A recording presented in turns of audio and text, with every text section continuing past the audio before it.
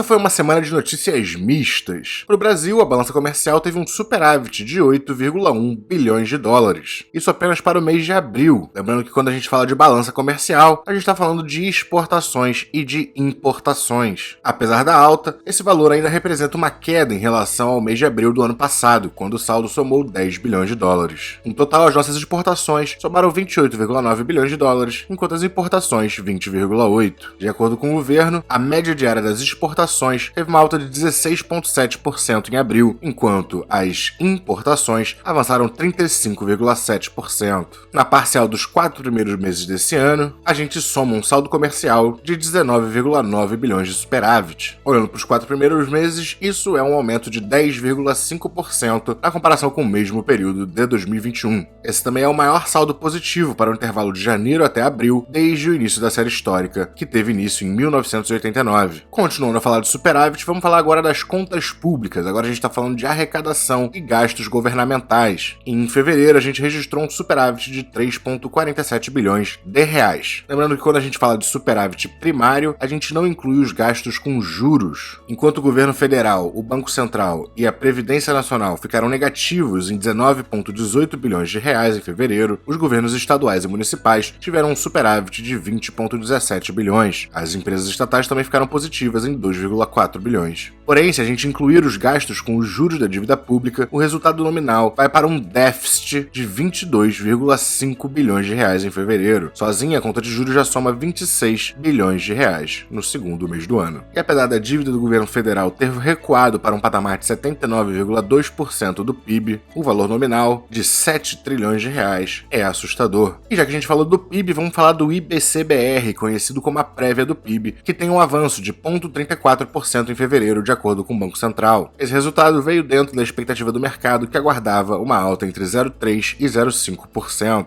De acordo com o Banco Central, a prévia do PIB cresceu 4,82% nos últimos 12 meses, encerrados em fevereiro, sem ajuste sazonal. Pelo menos, a confiança empresarial subiu 2,7 pontos em abril para o maior nível desde novembro de 2021. Com essa alta, o índice de confiança empresarial sobe para 94,5 pontos. Assim, ele reverte a tendência de queda observada entre setembro de 2021 e fevereiro de 2022, e já recupera 30% dos 11,2 pontos perdidos nesse período. A confiança industrial também subiu 2,4 pontos após 8 quedas consecutivas. Houve também uma redução da incerteza da percepção de controle sobre a pandemia.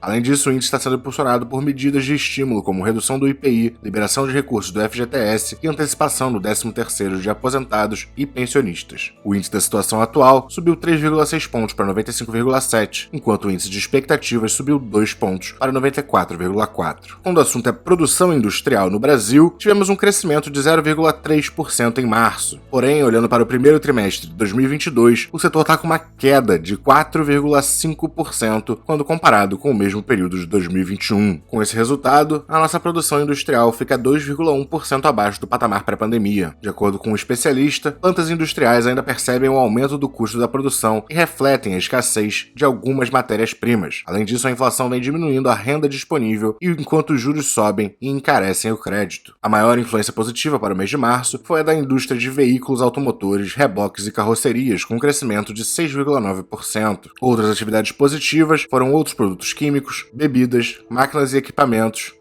de informática, produtos eletrônicos e óticos, itens de couro, artigo para viagens e calçados e indústrias extrativas. Já entre o lado negativo, a principal influência foi dos produtos alimentícios, com um recuo de 1,7%. Outros recuos vieram de petróleo e biocombustíveis, produtos farmoquímicos e farmacêuticos, atividades de ramos de produtos de metal e máquinas e aparelhos de materiais elétricos. Na Alemanha, a situação é parecida, com a produção industrial caindo 3,9% apenas no mês de março, sendo esse o resultado mais negativo desde abril de 2020, no início da pandemia de Covid. A contração veio muito acima da que era prevista pelos analistas consultados pelo Wall Street Journal, que aguardavam uma queda de 1% apenas. Na comparação com março de 2021, o indicador mostrou um recuo de 3,5%. Importante a gente ver também o Boletim Focus dessa semana, que aumentou pela 16ª semana consecutiva as previsões para o IPCA em 2022, ficando agora em 7,89%. 0,5%. A expectativa para a variação do PIB também cresceu, porém não tanto quanto a expectativa da inflação, enquanto as expectativas para a Selic se mantiveram em 13,25% ao ano. Atualmente, já estamos em 12,75%.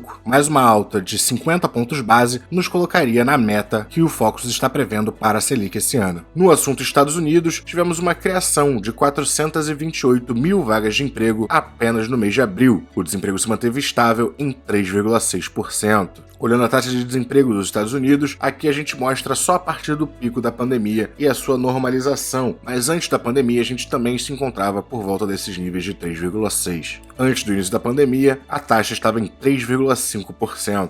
O que a gente viu também lá nos Estados Unidos foi o aumento da renda, o ganho médio por hora para os trabalhadores do setor privado não rural cresceu 10 cents no último mês, uma alta de 0,3%. Lembrando que uma das grandes preocupações para a economia americana no presente momento é o famoso Wage Prices Spiral, que ocorre quando os trabalhadores têm aumentos nos seus salários, logo podem gastar mais, o que incentiva a inflação e obriga as empresas a aumentarem mais seus preços, o que, por sua vez, faz com que os trabalhadores necessitem de outros aumentos, criando um ciclo inflacionário. Apesar disso vir sendo discutido por algumas pessoas, o Federal Reserve afirma que a gente não está vendo esse fenômeno ainda. E quando o assunto é pedidos de auxílio-desemprego nos Estados Unidos, tivemos uma subida acima do esperado. Essa alta foi de 19 mil pedidos, alcançando 200 mil na semana encerrada em 30 de abril. A expectativa de economistas estava em 182 mil solicitações para a semana. Isso pode marcar um início do enfraquecimento do cenário de trabalho lá nos Estados Unidos, o que pode fazer com que o Federal Reserve pense algumas vezes a mais antes de fazer grandes aumentos da taxa de juros. Aliás, nessa última quarta-feira a gente teve decisão de política monetária tanto do Brasil quanto dos Estados Unidos, e se você quer saber as perspectivas sobre isso, eu recomendo que você veja o meu último vídeo, que foi exatamente sobre o assunto onde a gente passa sobre as expectativas dos bancos centrais para como vão lidar com os próximos aumentos de juros,